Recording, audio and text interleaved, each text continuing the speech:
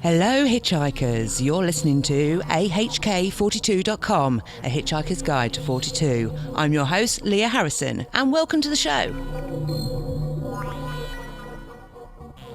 Today we'll be speaking with Brian J Cano. He is an actor and producer known for Haunted Collector, Haunted Snug Harbor and Scared. Our guest Brian is up next, but don't forget, if you donate £5, we will mention you, your website or business at the top of the show. Also, if you'd like to become an affiliate of AHK42 Talk Show, then please visit our website at ahk42.com and contact us from there.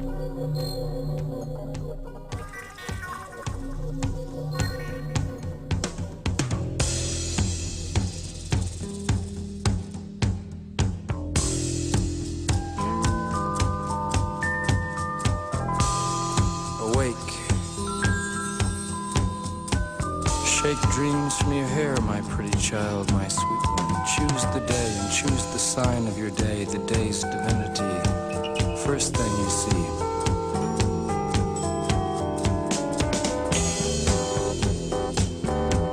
A vast, radiant beach and a cool, jeweled moon. Couples naked race down by its quiet side. And we laugh like soft, mad children, snug in the woolly cotton brains of infancy. The music and voices are all around us.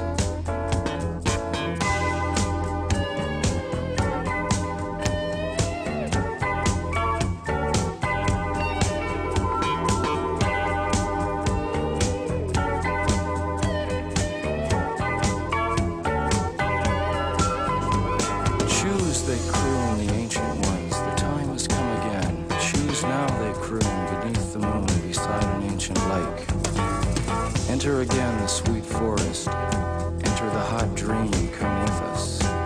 Everything is broken up in dances.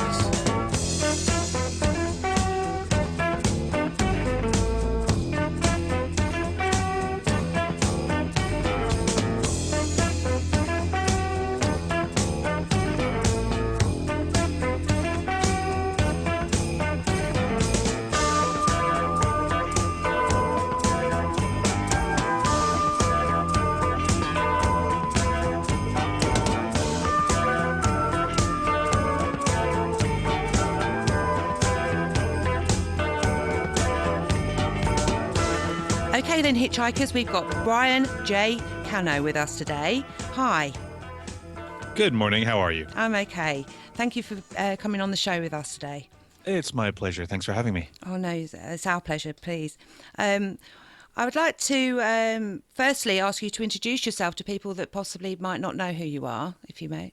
Okay, well, hello, my name is Brian J Cano. I'm a parapsychologist, and for the past 15 years, I've been delving into this thing that we call the paranormal. And I was always interested in it. I mean, when I was a kid, I was that curious kid that was fascinated by tales of otherworldly things. And, anytime you're a child, and I'm sure it's the same over there as it is over here, kids goad each other with such things. And Yeah. I was the kid who was too afraid to do the Bloody Mary challenge in the mirror. Right, yeah. Do you remember that one? Yes, I do, and the Candyman. Okay, well, Candyman came later. Candyman did. was like 90s, so when I was a kid, it was Bloody Mary. Okay. And I was raised Catholic, so for me, if you're a Catholic, you're instilled with guilt and don't do anything because it's wrong. Yeah. And that's almost contrary to exploring the paranormal. But as a kid, I was always interested in that. Right. And yet I never went that far. I never went to the Bloody Mary, just in case. Okay. So that showed that the belief was high in me. But somewhere along the way, I became very much a skeptic. And I had a crisis of faith. And those were the college years. And when you're in college, you kind of feel, well, I'm getting educated, learning how the world works. So all these side things, all these extra bits aren't real, aren't important. So when I got out of college, I was a hardcore skeptic, and It took a while for that to reverse. Okay. Well, what did your family, did they install any disbelief in you anyway, being Catholic? No, my parents are very open-minded. Okay. They're very open-minded. They're very supportive. And my father, I imagine I'm turning into my father already. He is the type who, when I was growing up, we went to church every Sunday. And then we kind of stopped once I got older, which was fine with me because Sunday mornings I just wanted to sleep in. Yeah, it's a typical teen. Sorry, Jesus, but Yeah. I just wanted to get some extra sleep on the weekend. And as I've gotten older, I've watched him not go to church, become very spiritual, and then become very brick and mortar religious, and then back to spiritual. So he's kind of on a pendulum, and I feel like I've been the same way, but on a much larger time frame. Yeah, and I'm taking a guess, hazarding a guess, that your dad never went on ghost investigations. No. So it's sort of the different. Well, this thing that we do, it's 2017 right now. I started investigating in 2002. Right. And back then, and actually, 15, 20 years ago, this wasn't the paranormal. This was the occult. Oh, and yeah. if you looked into it, if you explored anything that this is about, you were seen as subversive, as weird. I remember back in high school, if you played Dungeons and Dragons, you were a devil worshiper. Oh my goodness. So, I mean, things have changed, I think, for the better. And that's largely in part to the television shows that have put this on everybody's front doorstep. Yeah, and it's starting to relax a little bit, isn't it, about people's perceptions about it all, I think. Absolutely. So you've done a couple of TV shows, haven't you, that people will know you about. Start again. You've done a couple of TV shows already, and I'm sure lots of people have heard of them. It's The Haunted Collector and Scared. Yes. It's funny because you asked me to introduce myself, and I completely didn't even mention those things. Yeah, so I thought I'd quickly. That little show called Haunted Collector with John Zappis. Godfather of the paranormal. Yes, exactly. So with that in mind, with your ghost investigations, what would be a regular ghost investigation piece of equipment that you would take, or a set of equipment that you use for the investigation? On Haunted Collector, I was the tech guy. That's how John introduced me at the beginning of every show. Brian, my tech guy. Oh no! And I mean, I was second in command of the team. I was the guy who brought the tech. Yeah. And if you see in most episodes, I'm dragging around 2 heavy Pelican cases filled with equipment. Yeah. Now, when you have a network that has production assistants carrying those for you and shipping them for you and moving them around, it becomes very easy. It's a beautiful thing. But once you're back out in the trenches with everyone else, carrying those big cases becomes a problem. I've found that there's a bell curve when it comes to equipment that you bring on investigations. Now, when you first start, you're eager, you're not really sure how it works, and of course, since you're just starting out, you don't have a lot of equipment, and some of this equipment is pricey, so you don't have the money for the equipment. Yes, so you sure bring is. whatever you can, and that's when you start with old school methods: baby powder, toy cars, just simple things, simple tests to see if you can't discover any activity at the location. And then as you go on, you gear up. You get more tech, you get more gadgets. I'm a guy, so this is written into my DNA. We love toys. Men love toys. You certainly do, yeah. And you find yourself with so much stuff. You've got your thermal camera, you've got your full spectrum camera, you've got your REM pods, your geopods, your every pod and light blinking thing you could possibly imagine. Yeah. And then something happens, and you find yourself spending 2+ hours setting up for an investigation, and by the time you set up, you're exhausted and you don't feel like investigating. Yeah, I bet. And for those people who also do podcasts or TV shows along with it, you find that you're spending so much of your focus getting the shot, getting the interview, getting the B-roll that the investigation suffers. So then you start coming down the bell curve again to the other side, and you're like, you know what? I really don't need all this. It's nice to have, don't get me wrong. And Yeah. from a scientific standpoint, the more data you collect, uh, the more information you have, and we can get closer to hammering down some kind of theory about the paranormal, which we currently don't have. But for me, I now, when I go on regular investigations, I just have a military web belt on Right. around my waist that has my millimeter, a digital audio recorder, a backup recorder, and a speaker. Oh, That's it. okay. Really? Oh, cool. Okay. Well, Back to basics. yeah, and lot less to drag around with you, especially if you want to go into different rooms, quick paced. Absolutely. I mean, if it's handheld or it's portable and something you can carry on your person and not be weighed down, that's great. In, Yeah.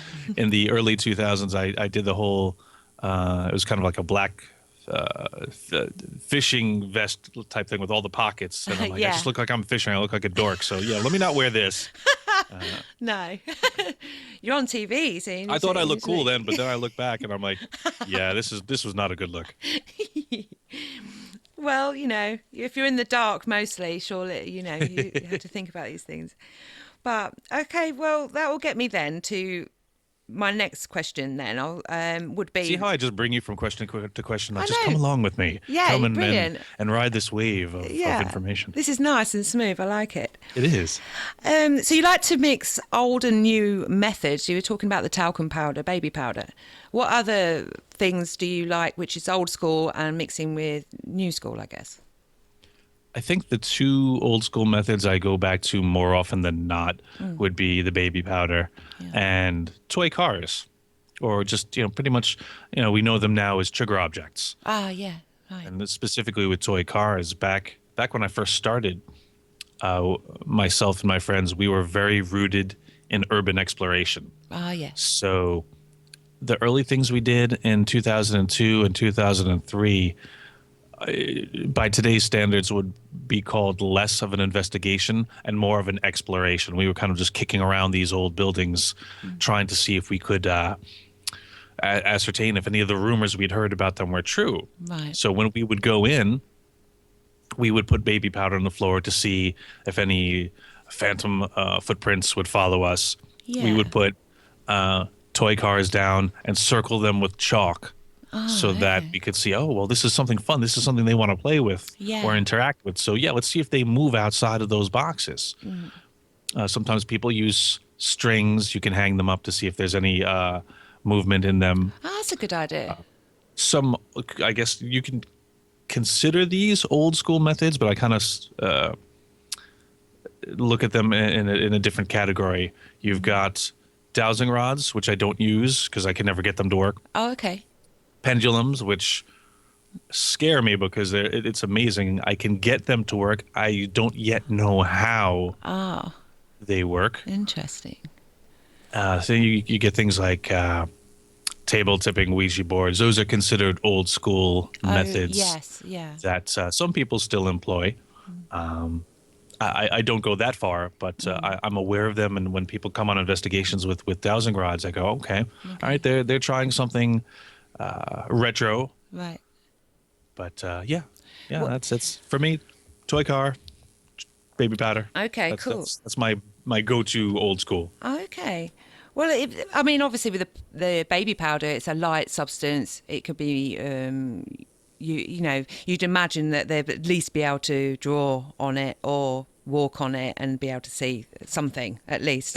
And you know what a bitch it is to clean up? Yeah, I do. I've got two Like children. you think, oh, it's just baby powder, but when you're trying to get it off the floor, it just becomes a mess. I know. My son, he's autistic and he gets into all sorts of trouble, and he got the baby powder the other day and squirted it all over his sister's bed, and she just got a new carpet. So, yeah, she was impressed.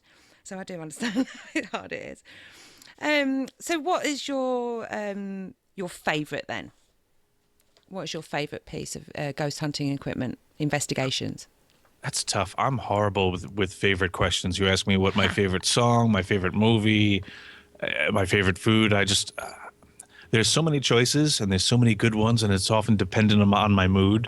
And when it comes to equipment, it's always dependent on the situation. Like I'll always have my millimeter on me. So I guess if I had to answer, I would say my millimeter. However, I think that's more of a security thing because it's not like I've ever gotten amazing evidence with it. Oh, okay.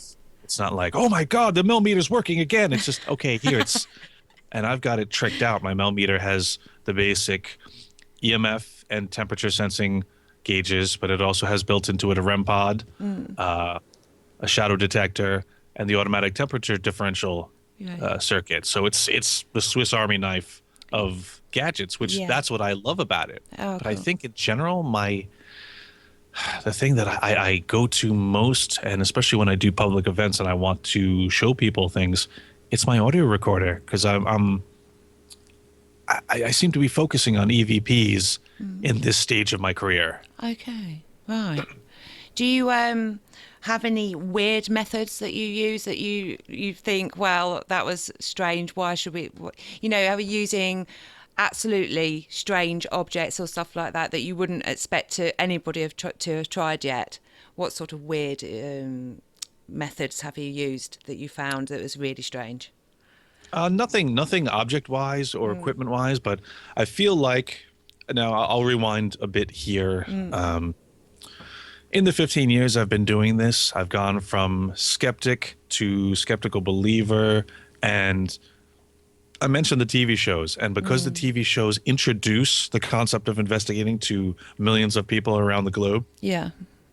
often, and this is definitely true here in the States, I'm not sure how it is over there, but there's a lot of people who, even though they're well-intentioned, just imitate the TV shows. They go, oh, okay, that's how they're doing. All right, I'm going to do the exact same thing. Right. They say the same words. They use the same devices, Yeah. yet they don't always understand its purpose, its use, Yeah. and they don't push any farther. So because of that, for the past couple of years, actually I think it's 3 years at this point, I've been putting forward my agenda, which I've termed paralosophy with the hashtag for hashtag Right, yeah. paralosophy, and it's a mashup of paranormal and philosophy.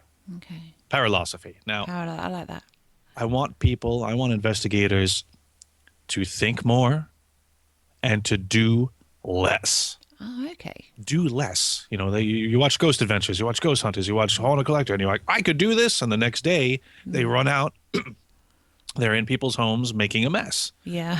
And there's no other profession, there's no other vocation or hobby or whatever that you just watch a TV show and do it. Yeah. If you're a doctor, you need training. If you're a lawyer, you need training. If you're an actor, you need training. There's no instant gratification thing that's out there. And especially if you're going to, quote unquote, help people, Oh, yeah. you Terrible. need to slow down. Yeah. And by thinking more and doing less, that's what I want people to really do when it comes to the paranormal. And for the most part, I stole that. That's from carpentry. Measure twice, cut Yeah. once. That's the one. Yeah. I remember that one. So that's what I want people to do. And when I go lecture, I want people to challenge what the paranormal establishment has set forth. We use EMF detectors. Why? Well, that's what we see on TV. Well, okay, that's great. They know why they're using it. Do you know why you're using it? Yeah.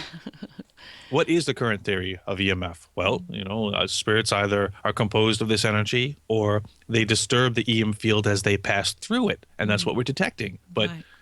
we haven't made any significant advances in the past 15, 20 years to really support any of the things we're doing. And all the new gadgets that are coming out, for the most part, are just variations Of the same on thing. a theme. There's nothing new. There's no new concept. It's just EMF or a variation of ITC or EVP. That's it. Yeah. You have those three flavors, and you could dress it up with a different body. You could dress it up with more lights, but it's essentially the same. And that's what I want people to do. I want people to push past that. And as far as the methods go, when I do an EVP session, especially when I do it at a public place, I like to run a little experiment, which I call the psychic projection experiment. Okay. What's that? Now, EVPs, the ghostly voices from beyond. Yes. Well, where are they coming from? How do we know that they're from spirits? Oh, yeah. Good point. Now, the reason, we're talking, right now, I'm hearing a Leah digital voice phenomenon because we're not physically present in the same room, but Yeah. via technology, we're sending our voice vibrations through. It's getting converted to data and then back again. Now, if we were in the same room, for you to hear me, I'm taking air from my lungs, pushing it through my diaphragm, up my throat, past my teeth and tongue, causes a vibration in the air that travels to your ear, which then heads to your brain and is translated into language that you understand. Yeah. Now that's a lot. That's a lot of work for something as seemingly simple as language. Yeah. Now spirits don't have a physical form that we're aware of, so how is it that they're getting their voices onto our equipment? Yeah. Well, the obvious theory is it's a psychic projection. Okay, so if a spirit can project psychically, can imprint on our devices, then why can't we psychically project? Yeah. And I feel like a lot of the EVPs we're getting, or maybe not, if not a lot, but a portion of those EVPs can be our thought forms. And the logic behind this is, all right, when you're doing an EVP session, you say, what year is it? How old are you? How many are with us? Any of those number questions, immediately, subconsciously, you're thinking of numbers. Yeah. Yeah. You know what year it is, so you're asking it like a control question. You know what the answer is supposed to be. So when you listen back to it, and this is true on the spirit box as well, you will be listening for those numbers. And when you hear a or a tap, Yeah. you're like, oh my God, it's a 2017. Hey, we got a great EVP, but no, it's either audio pareidolia, or it's very possible that because we know what we're expecting to hear, we're projecting that onto our recorders. So when I do these public events, I say, all right, guys, we're going to be recording for 60 seconds now. Nobody tag anything. All right, let's think of a word. Okay, what's the word? One time I asked somebody, I said, all right, guys, what's the word? The guy goes, bird is the word. And exactly. And everybody laughed. We're like, oh, hey, that's funny. Okay, bird is the word. I want you guys for the next 60 seconds to do nothing but think of the word bird. Project it. Get it onto this recorder. If you think of a bird, envision a bird, or think of the letters BIRD. Imagine those letters going from your head and hitting the device. Yeah. And currently this is an experiment I've been doing for the past 8 years, and I think it's worked 5 or 6 times.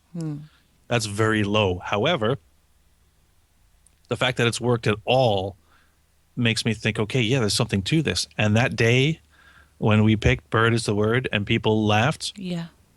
we played back the recording and you hear me go, okay, psychic projection experiment number 1. The word is bird. 60 seconds starts now. Bird. No way. Cool. And then after that, you hear bird, bird, bird, bird, bird, bird, bird. Very low, very low, underneath all the noise, just bird, bird, bird, bird, bird. And I didn't have to point it out. I didn't have to say anything. The people in attendance were shocked, like, oh my God, there it is. Oh, and Right. for me, that was validation. And that was the first time it worked. And this was back in January of 2015. Right. So in the past 2 years, the frequency of its working has gone up. I feel like I've been focusing the methodology of it to really get it to work. But I do think a lot of it comes from us. And why not? I'm really pleased that you're doing that. I really am, because even I've played around with EVP. I first got my digital voice recorder. I sat and I listened to what people were the guidance that was on the internet at the time. And I got it from worlditc.com at the time. And looking through the forums, and they said, ask in the utmost respect, as if there's anybody there, can you please make yourself known by speaking to me, and it will pick up on this voice recorder. And I sat down and I waited for about only a minute, but it was long enough for me at the time. And I said, thank you very much, and stopped the recording. Well, when I played it back, just before I said thank you very much, it went, thank you, like that. And it was cool. And then I got the shudders and I thought, oh, well, I'm not doing it again. But it's out there on the interweb somewhere on one of my first ever websites. So I'm sure it should still be there on Moonfruit or something. But yeah, I'm really interested in that too. And I'm really pleased you're doing that. Well, it's definitely for me, it's pushing the bounds of what we think we know. And invariably, anytime I bring up this concept, someone will always say, well, maybe it's the spirits repeating what you're thinking. And I Well, said, okay, that is yeah. entirely possible, but I mean, why insert yet another link in the chain? I mean, something there's a concept in science known as Occam's razor, which posits that in a theory between two theories, usually it's the simplest one that is correct, because it's like, well, what if the spirit heard you and then went and told some aliens, the aliens came down, told Bigfoot came, told the government, and then came and told you? Like, yeah, that's just too many steps. No. Usually it's pretty simple. We're going to take a little break, but don't forget, you can download or stream all of the podcasts at ahk42.com. You can also find us on iTunes and Google Play. Just search for AHK42. Back in a bit.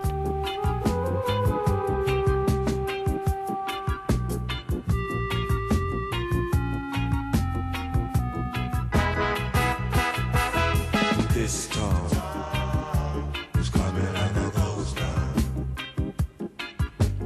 All the clubs are being closed down. This place is coming like a ghost town. Bands won't play no more. Too much fighting on the dance floor.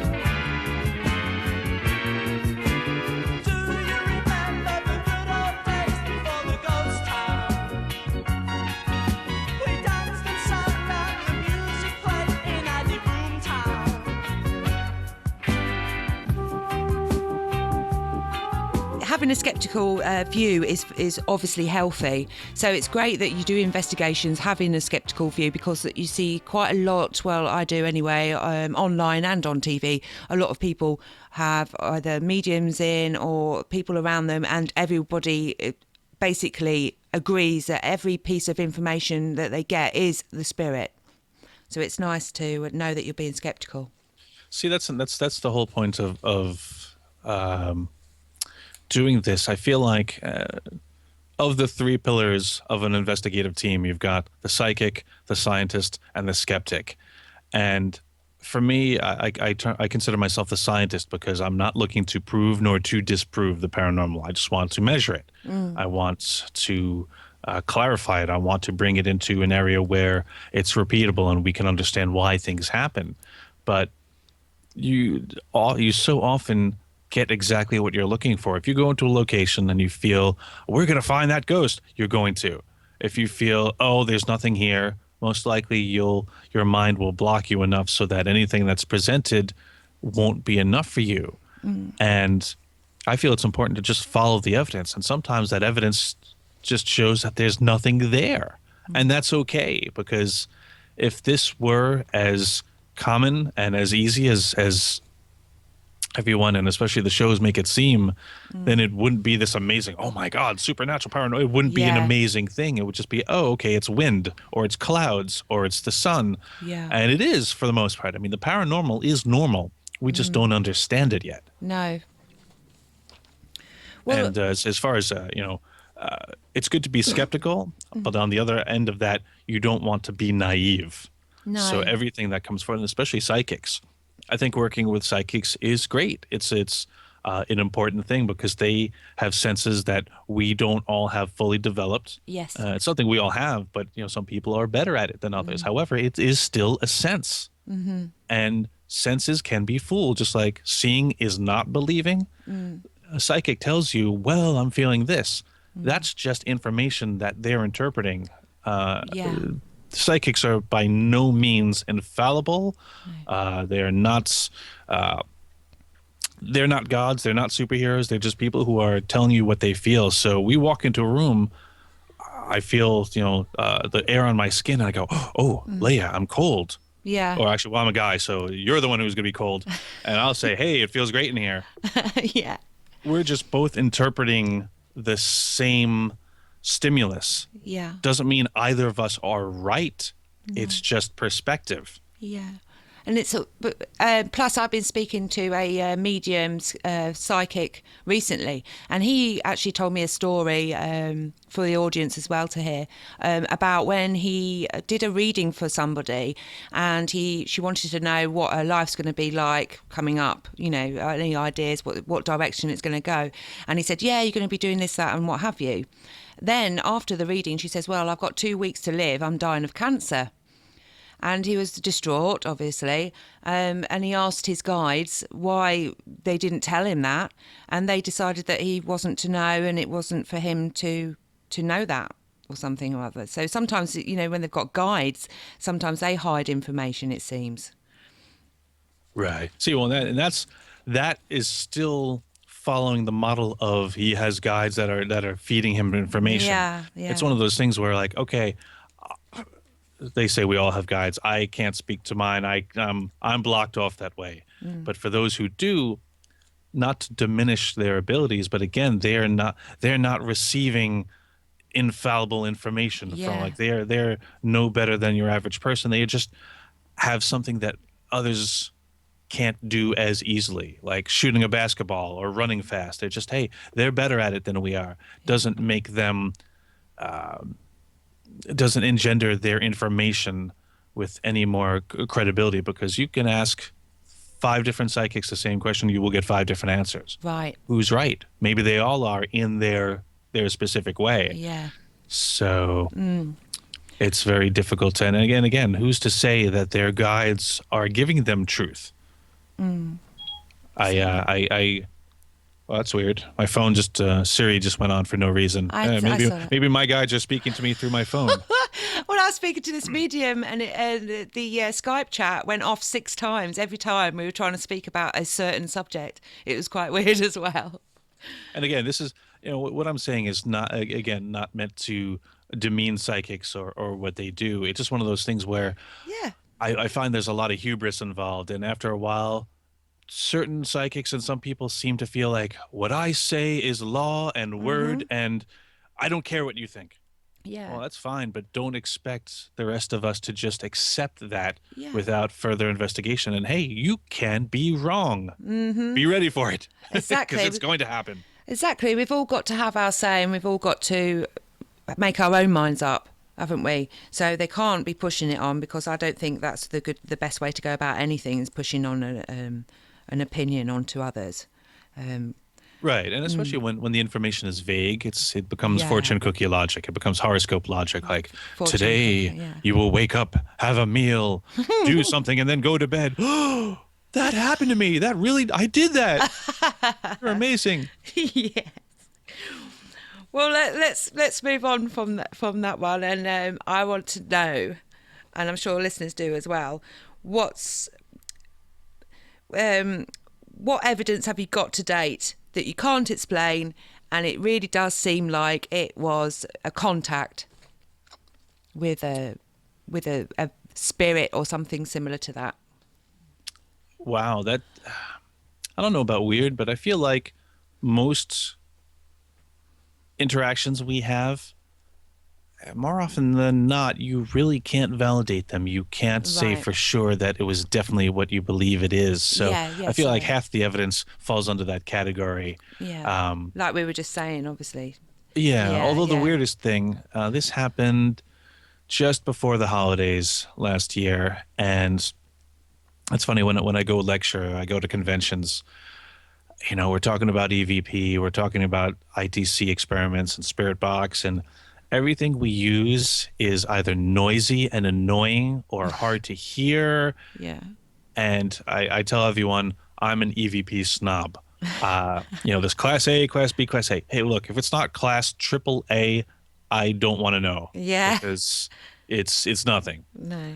That being said, I always joke around. I say, all right, look, spirits, just text me. Just send me a text. You know, Right. that'll be a lot easier. There'll be no confusion. And if you can manipulate an ovilus, you can send me a text. Right. And around the holidays, I started getting weird phone calls from unlisted numbers that my phone just says unknown. Right. And usually on my iPhone, you'll either get a number or it'll say blocked, saying, you're like, okay, yeah, this person doesn't want to know, but unknown. It has to know where it's coming from. Right. So I would pick it up. And when I would hear it, it sounds as if someone butt dialed me, you know, like their Yeah. phone went off in their pocket. And because I'm like hearing voices in the distance, I'm Oh. hearing something that sounds like a TV. Right. And then sometimes I would answer, sometimes I wouldn't, because I would hear that. I'm like, hello, hello. And I would hang up. Yeah. But then they started leaving me messages. And I'm like, okay, well, these messages. And I would hear this noise. And finally, I got them. And usually it was 1 to 2 seconds or like Right. 3 seconds at most of this noise. The one of the messages I got was, it was like maybe 12 seconds. And I hear that background noise. It sounds like a bunch of people talking, but they sound far away. Right. And then right up to the mic, I heard a voice, and it sounded like a female was crying, like a like a gasp. Oh, wow. And then thinking, oh my God, is this somebody I know? Is this somebody I care about? Are they using their last Yeah. breath to call me? Like, oh, I need to. And Of course. it a chill went through me. It scared me because just the sound, like, you hear something and it just chills you to the bone. Yeah. And when I heard that gasp, that cry, I'm thinking, I'm in panic mode because fight or flight, there's neither I can do because I don't have enough information. That's unsettling. So for the rest of that night, and this happened like around midnight. Oh, gosh, And as well. to get a disturbing phone call like that at midnight, you're thinking, okay, what's going on? Yeah, creep. Maybe every 10 minutes the phone would ring again. Oh. And I'm not answering it. More messages. They were, again, back to the 1 or 2 seconds short clipped something. And I'm thinking, okay, if this is a person and they keep hitting redial, Yeah. what's going on? Yeah. But if it's not, and I didn't even think about the other side till the next day when I reflected upon it and said, you know what? I keep saying, just call me. Yeah. And And maybe that could be it. if possibly, well, Yeah. last year I was involved in something called National Ghost Hunting Day here in the States, Right. which we coincided with the world's largest ghost hunts Right. on October 1st. Oh, is it like a con, like a Comic Con sort of thing, but for the investigation? No, not exactly. Sorry, okay. Here in the States, it seems like every day there's a different holiday, and it's mostly a superfluous thing. It's National Cupcake Day, National Yeah. Black Cat Day, National Hug Day, and there's just silly things. Okay. But there's an actual committee that decides which ones will go on the books. Okay. And there were some people here in the States that petitioned for National Ghost Hunting Day to be a thing, and they got it passed. Oh, So, hey, wow. this is great. We have a National Ghost Hunting Day to celebrate. Let's have a big ghost hunt. And they said, yeah, let's do it all over the nation. I said, the heck with the nation. Let's do it all over the world. Oh, wow. When? And on October 1st, for 2 hours, we had 70 teams across 4 continents in Crikey. 5 countries participate Wow. in this. No way. And I called it the Bridge Experiment. And this is going back to the Spiricom experiments, to Time Stream Group. Look these up. Right. These were attempts to make a solid bridge of communication with the other side. And allegedly back in the 70s and 80s when these experiments were being done, they got reliable and repeatable contact Yeah. until human ego took over and destroyed the bridge. Yeah. So I said, okay, 52 weeks out of the year, you have hundreds of thousands of paranormal groups all over the world doing their thing, crawling in the dark, trying to get evidence of the other world. Yeah. But we're all doing it separately. So why not, for this one night, for these 2 hours, let's all be on the same team. We're going to ask the same questions at the same time with the intention that we are one Wow. and looking to make this contact. And maybe this will stir up our collective unconscious and rise our vibrations up to be able to have a clearer contact with the other side. And Fantastic idea. I mean, it's hard to say if it worked. We're still compiling the data, but Right. just the fact that we got so many people across the world to work in conjunction for 2 hours is amazing. Yeah, I mean, people do that with mass meditation. Also, I think even Art Bell did a show years ago. Oh, yeah. Wasn't it, when people were looking into his room and what he had on the shelf and things like that, and people found out what it was and creeped him out. Yeah. Oh, that's interesting. So where would the data be going? Would you be displaying the data soon when you get it all sorted, or? We worked in conjunction with the Paranormal Warehouse. These guys made the paranormal database. And if you go to www.paranormaldata.com, it's just a database. It's like IMDb for actors. You just go on and you can look up locations. You can look up teams. There's a search filter called NGHD, National Ghost Hunting Day. And if you click that, it'll show you all the reports from the teams that submitted reports for that day. Oh, that's handy. Nice one. I'll look up that later. I will. And the whole point of it was just to say, you know what? Let's push beyond what we're doing. Let's try to get a little closer. Let's see if we can't. And we had combined concentric teamwork with this. Okay. We had 2 hours. So for the first hour, I wanted to be EVPs. I had everyone ask the same 3 questions. Right. Second hour was Spirit Box and other ITC methods. I had them ask another set of 3 questions. Right. So with everybody asking those same questions, maybe we can would we get similar answers? Yeah. What was the focus? Yeah. And I believe we're attempting it again this year. Oh, brilliant. I'm not exactly sure in what form it will take, but I've told people, I said, look, you don't need to wait for National Ghost Hunting Day to work together. Do this. Yeah. Make this happen. Reach out to other local groups in your area, or maybe not local, and see if you can't conduct experiments responsibly, of course, that push the boundaries of what we assume. Yeah. I mean, it'd be fantastic for the data that you're trying to collect about your EVP idea, that it is us pushing in like an imprint into the EV, to the digital recorder. Well, we tacked on something additional to that. I said, okay, when we do the world's largest ghost hunt, I'm also going to embed a little experiment into it also. I'm going to think of a word. I'm going to write it down. Oh. And I'm going to seal it in an envelope. So all of you guys, talk to your guides, talk to your spirits, talk to whomever. Right. I'm going to psychically put it out there. I'm just going to think it. I'm going to put it out to the universe. I want to see if anybody gets that word. Oh. Nobody got the word. No? Not a one. Oh, that's a shame, because you'd imagine it to be like what, the Monroe Institute does, when they're doing psychic abilities with putting, like you said, putting a word or a picture inside an envelope and then getting people to guess what it is. Oh, okay. And again, it's one of those things where, like I said, okay, we were going to do a reveal on Halloween, and we were going to release the results we got so far, as well as reveal the secret word. And even after the first, people were guessing, is this the word? Is this the word? I said, look, I'll tell you when the time comes. Yeah, wait. And when I announced it, I said what the word was. I'm like, oh, that's too hard. Too hard. What, you have a data limit on your spirit guides? Like, no, that's the word. I'm sorry you didn't get it. Yeah. Yeah. It wasn't supercalifragilistic, was it? No, it was not. The word actually was cerulean. Cerulean. Okay. Interesting. And everyone was like, hope, light, faith. And again, their minds were thinking what they wanted, what they assumed the word was. Yeah, a bit cliche, as they exactly. Say. Yeah, exactly, yeah.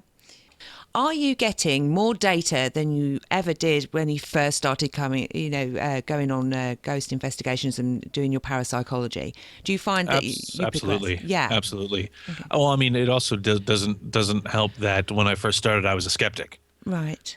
So I feel like something could have come right up to me, said, "Hi, I'm a ghost. Nice to meet you," and I would not have believed it. Wow. Okay. And I found that there's and as investigators, actually, if you go online, if you go to my website, neverstopsearching.com, and you click on the scared button, it'll take you to an area that has some of our old videos. And 2 of those videos we called the Paranormal Investigators Casebook. Now, in the casebook, we set up a list of rules that are good for investigators to follow. Oh, and we divided them up into bite-sized chunks. So the first 3 were foundation, repetition, and experimentation. And this is something that's just, it's almost common sense. Like, you need your foundation of learning so that you have it with you every time. You need to read, you need to research, you need to know a little bit about the subject before you can delve into it. Repetition, this is kind of off the scientific method. In order to gain better results, you need to do your process the same every time in order to be able to compare them. You've got experimentation, which is, hey, while you're doing things the same, introduce a new method, introduce a new piece of equipment, work with a psychic. Yeah. If it works, keep it. It becomes part of your repetition. If not, toss it. You've tried it, no problem. Of the other 6 rules in the 9 points, one of the things we posited was what was it? Reevaluation, where you go back and you look at old evidence. So I bet if I went back and reevaluated some of my recordings from back when I was a skeptic, I would find some things that maybe I just wasn't ready to hear at the time. Yeah, good point. So a lot of times you'll leave somewhere and you'll go, we didn't find anything. It was nothing. Yeah. Just maybe give it some time and go back and reevaluate it when you're in a different frame of mind. And that's not to say you're going to invent something or you're going to make it fit, but maybe you might be more open to it. Yeah, well, you're trained, your mind's trained differently to listen differently as well, I guess. I definitely hear a lot more now when it comes to EVP, because I guess it's just, you really do have to train your ear to hear those low sounds or to hear those specific cadences. Yeah, and what with I've seen some people that they can only hear the data when they play it back anyhow. On a computer rather than playing it back on the device. They actually, when they analyse the data, they find out that there's more there than they could hear at the time. And as with anything, the more you do it, the more you become accustomed to it. Yeah, For me, it took me, I'd say maybe about 7 years to really get into the groove of things. Some people would take less, some people might take more, but it's an individual thing, and for everyone, it's different. We're going to take a little break, but don't forget, you can download or stream all of the podcasts at ahk42.com. You can also find us on iTunes and Google Play. Just search for AHK42. Back in a bit.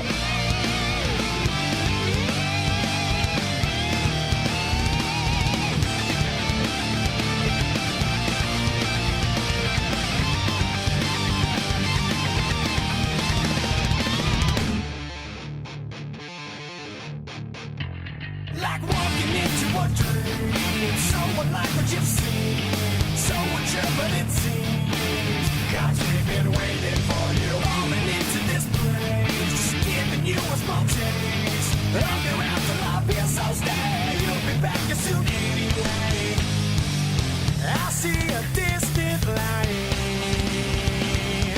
my girl, this can't be right,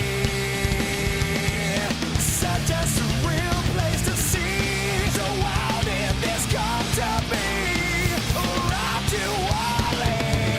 And when I think of all the places I just don't belong, I've come to grips with life and realize this is going too far. I don't belong here, we gotta move on here. Escape from this afterlife, 'cause this time I'm ready to move on and on.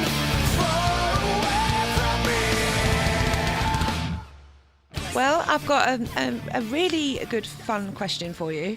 So, Go for it. okay. If you could have unlimited money, plus are allowed to do anything you wanted, but that it's got to be legal, for a TV show, what would that be? If I had unlimited money, I wouldn't be messing with TV. You would never see me again. No, but say it was I would specifically. be living it up, and that would be that. Tax-free. Say then it was given specifically. I'd have my own Brexit. It would be Brian exit, gone.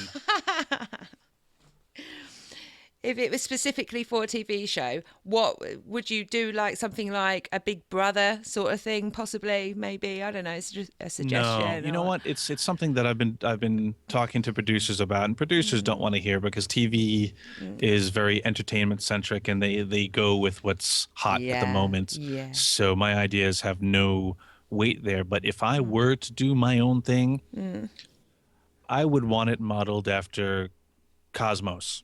Right. I would want it modeled after the BBC's Planet Earth series. Oh, I'll get David Attenborough to narrate that thing. Oh, he's a lovely man, isn't he? Yeah. Electronic voice phenomenon is the tenets of ghost investigations that dates back to Constantine Roudevey. That would be amazing. Actually, that was a little more Gandalf than David Attenborough. It's a bit of both. I like that. You were good at that.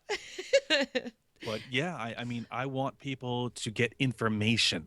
I want them to watch something and feel smarter for having watched it, not feeling stupider for having seen it. Yeah. Less, I suppose, less entertainment as such. I mean, if I could get Neil deGrasse Tyson to not make fun of us for what we do because he's such a scientist, Yeah. I would love for him to come on and really, lend his voice. We get people like Bill Nye. We get people that are experts, not just in the paranormal, but let's link up these two. Let's get the paranormal out of pseudoscience. And I would just love, this is something that I started to do a few years back, and it was called the Paranormal Compendium. And that you can actually see the trailer for it online. Yeah. Just look up Paranormal Compendium. And I wanted it to be that learning tool. I wanted it to be your desk reference set for the paranormal. So if you're going to start, and so many people don't read these days, they watch the TV shows and just act.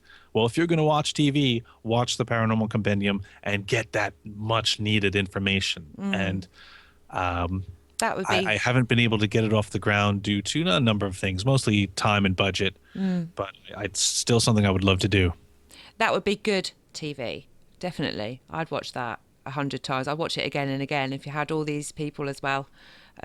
Even more so, I guess, just to see them spit their dummies out, I guess. And over There was certain a documentary I was part of. It was called Bermuda Triangle: Science of the Abyss. Oh, yeah. And it was all about the Bermuda Triangle. And the Bermuda Triangle, for the most part, there's nothing fascinating about it. If you really look at it, it's no more dangerous, or there have been no more disappearances there than any other place. portion of the ocean in any part of the globe. But it's captured our imagination, so it persists. Yeah. Now, on this documentary, they talked to me, they talked to scientists, they talked to lots of different people who tried to contain and explain the phenomenon that has happened there. They did some practical experiments to show certain things, and it was a really great special because it demystified it.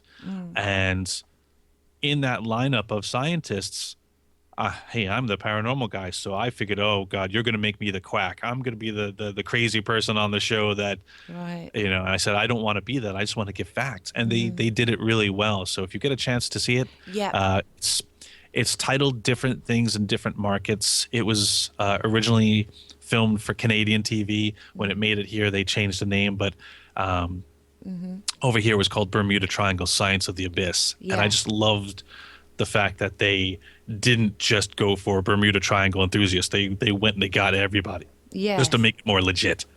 And as you say, it's nice that they made everyone, because sometimes when I've been speaking to people, they say, well, I spoke to somebody for an hour and they only put 10 minutes of me on there, and it was the bits that they wanted to hear.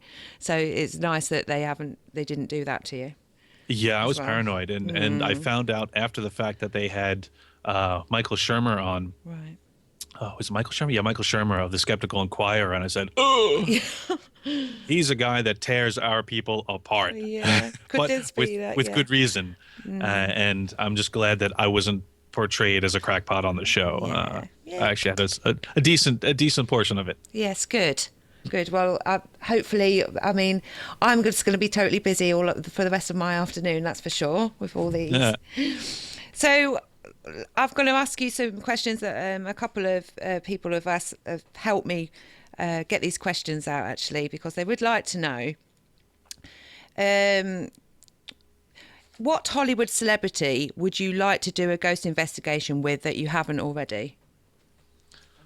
Well, I haven't done any with any because all the ones I invite never come. Oh, right, okay.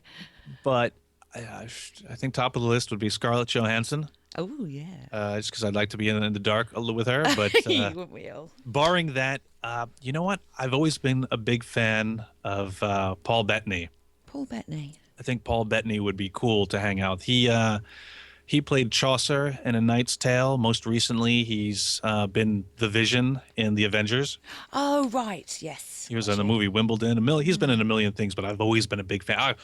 Even before him, Sean Bean. Oh, Sean yeah. Bean I would investigate with. Oh, yeah, definitely him. Or David Warner. Well, also then, what celebrity that has crossed over would you like to contact? That's a tough one. I don't know.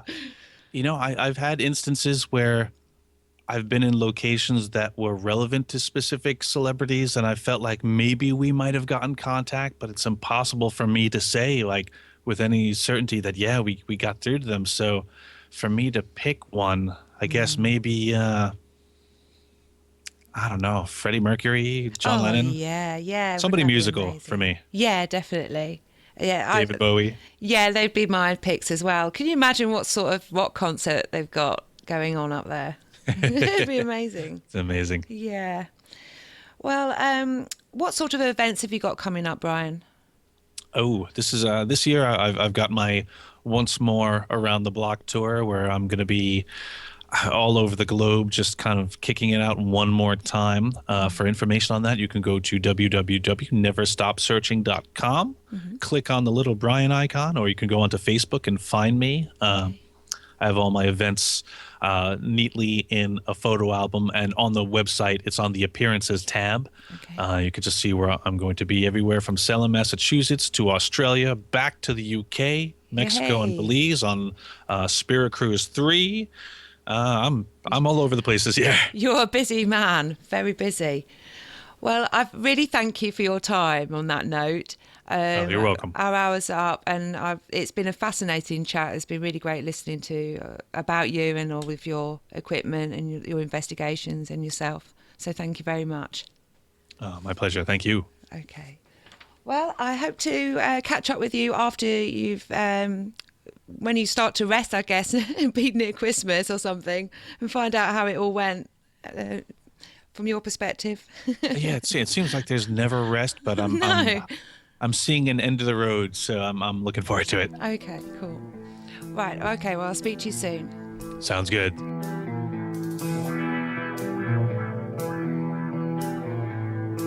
And that's it for today's show, guys. I hope you enjoyed this show. Big thanks to Brian J Cano. That was fabulous.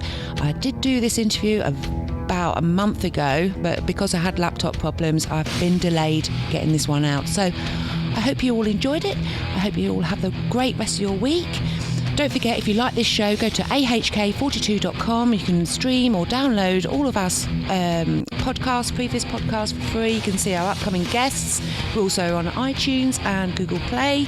Find us on Facebook and use the @ talk ahk42, all one word. You'll find our Hitchhiker's Guide to 42 Facebook page. Also, you can join in on our new Facebook group, which is all linked there on the Facebook page.